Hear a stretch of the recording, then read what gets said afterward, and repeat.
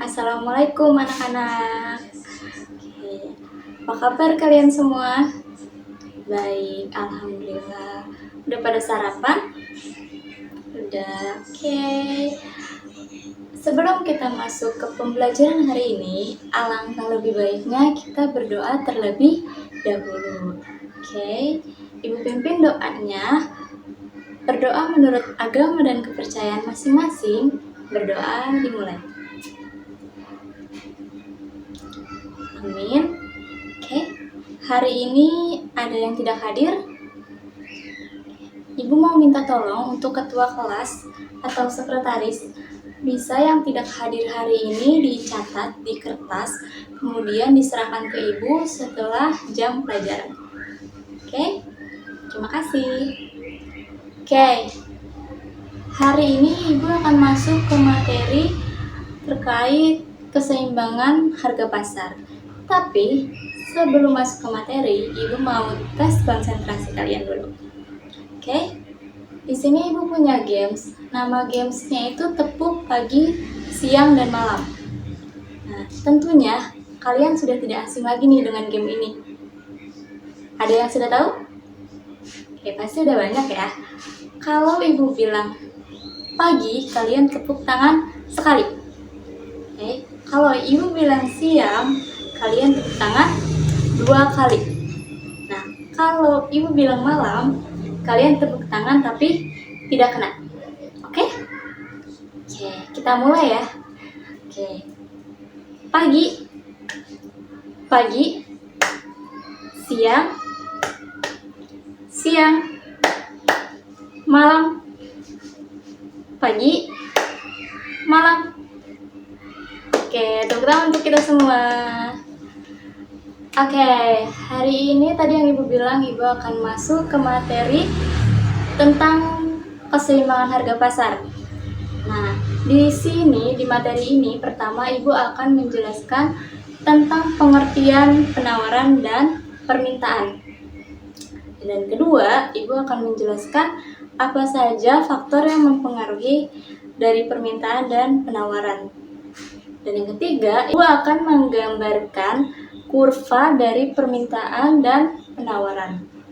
Dan yang terakhir, ibu akan menjelaskan hukum dari penawaran beserta asumsinya. Tuh. Lanjut, kita masuk ke dalam pengertian permintaan dan penawaran. Untuk sebelumnya, minggu lalu kita sudah belajar tentang pasar kan? Nah, di sini ibu mau tanya, ada yang tahu nggak sih apa keterkaitan tentang pasar dengan permintaan dan penawaran? Ada yang tahu?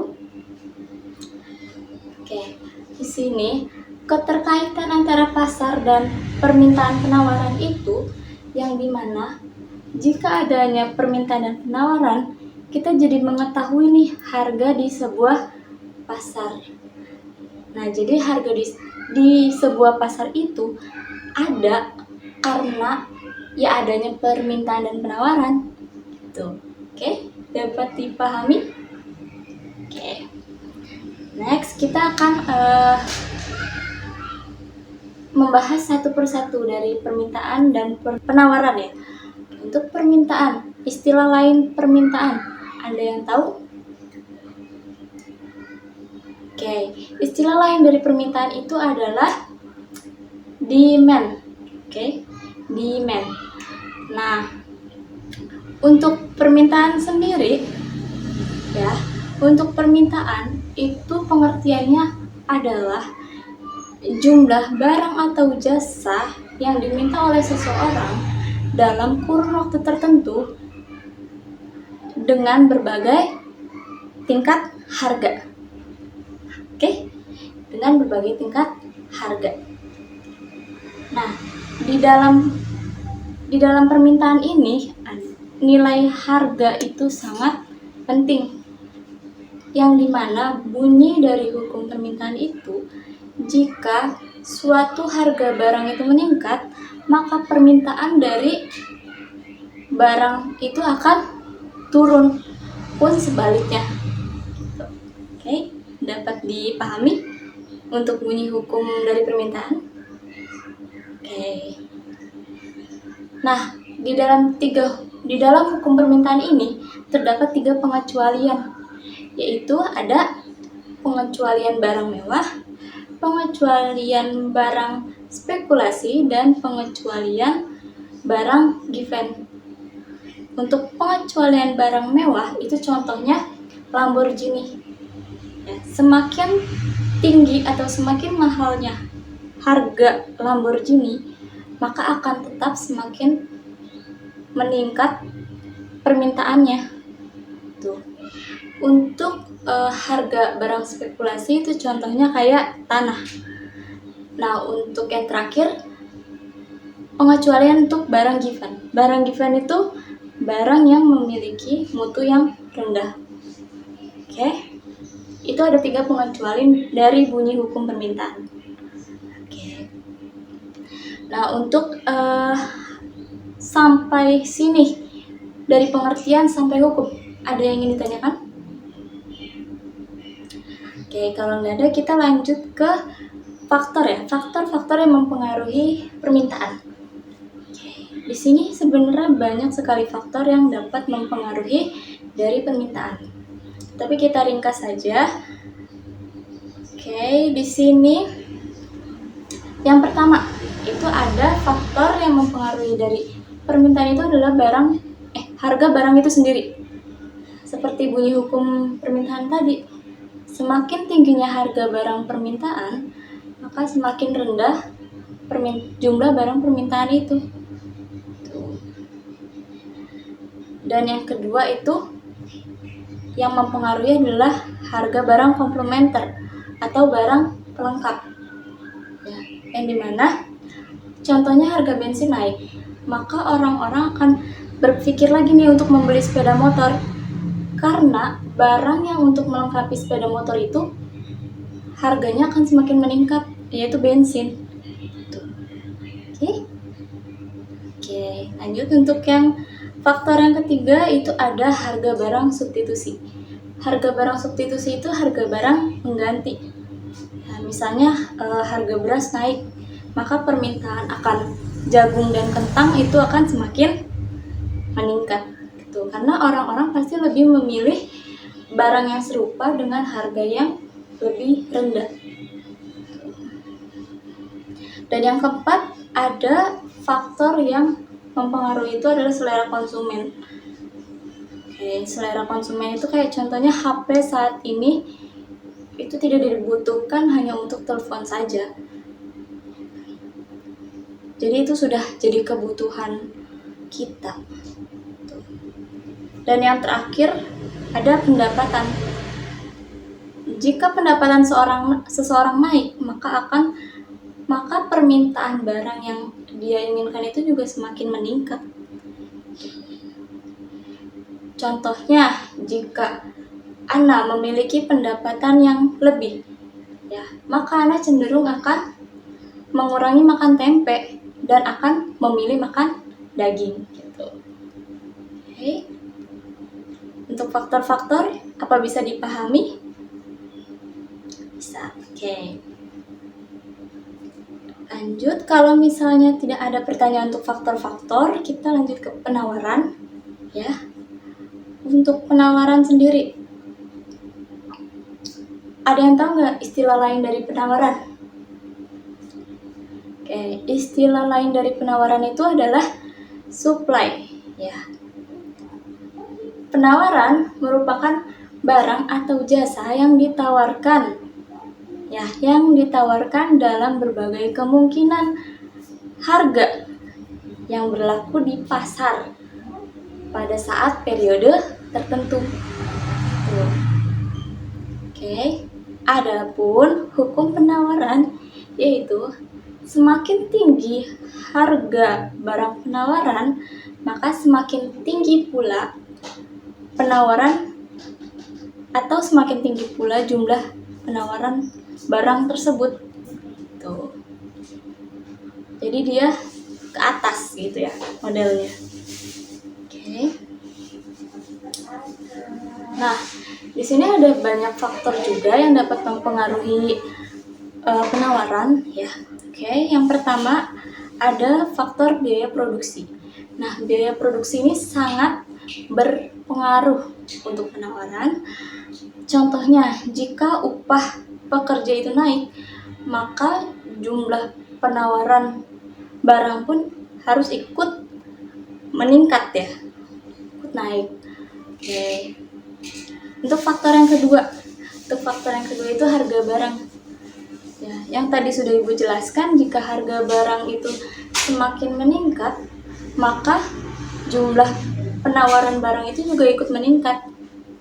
Oke. Yang ketiga ada perkiraan masa yang akan datang atau perkiraan pada suatu masa. Contohnya itu kayak masa pandemi COVID-19 kemarin, yang dimana penawaran akan masker meningkat karena produksi masker itu ya terus-menerus ada meningkat gitu, makanya akan terus terjadi penawaran. Nah, dan yang keempat itu ada harga barang substitusi. Nah, harga barang substitusi ini juga dapat mempengaruhi penawaran. Jadi bukan mempengaruhi permintaan saja, tapi penawaran pun dapat dipengaruhi oleh barang substitusi atau barang pengganti gitu. Nah, misalnya tadi harga barang pengganti itu lebih murah, maka dari itu juga akan mempengaruhi penawaran gitu. Nah, untuk faktor yang terakhir yaitu kemajuan teknologi. Dengan majunya teknologi tentunya kita semakin mudah untuk memproduksi suatu barang. Oke. Dapat dipahami? Oke, dapat ya. Oke, sebelum kita lanjut ke materi terakhir, Ibu lihat kayaknya pada ngantuk ya. Gimana kalau kita main games lagi yang tadi ice breaking yang tepuk pagi, siang, malam? Oke? Oke, kalau Ibu bilang pagi, kalian tepuk sekali. Kalau Ibu bilang siang, kalian tepuk 2 kali.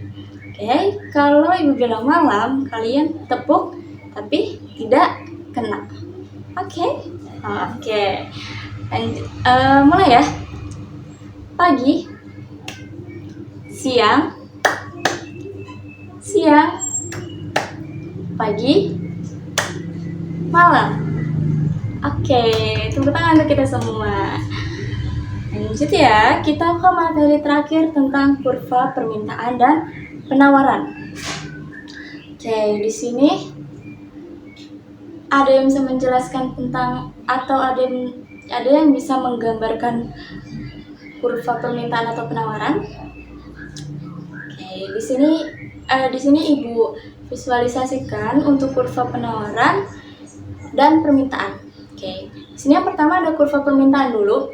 Kalian bisa tarik garis dari kiri atas ke kanan bawah dengan posisi horizontal jumlah barang dan posisi vertikal itu harga barang.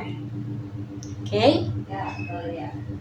Untuk kurva penawaran itu kalian bisa tarik garis dari kiri bawah ke kanan atas dengan garis horizontal jumlah barang dan garis vertikal harga barang.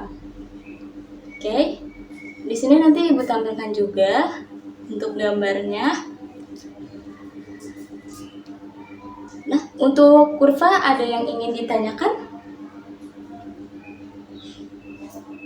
Oke. Kalau tidak ada yang ingin ditanyakan, Ibu mau kasih tugas ke kalian. Kalian gambarkan bentuk kurva dari permintaan dan penawaran yang seperti yang tadi Ibu jelaskan atau seperti yang sudah Ibu tampilkan.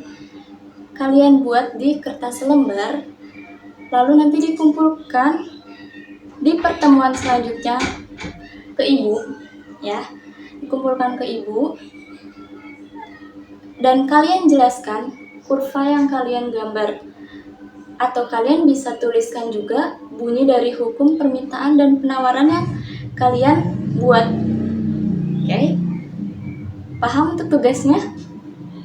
Oke, paham ya?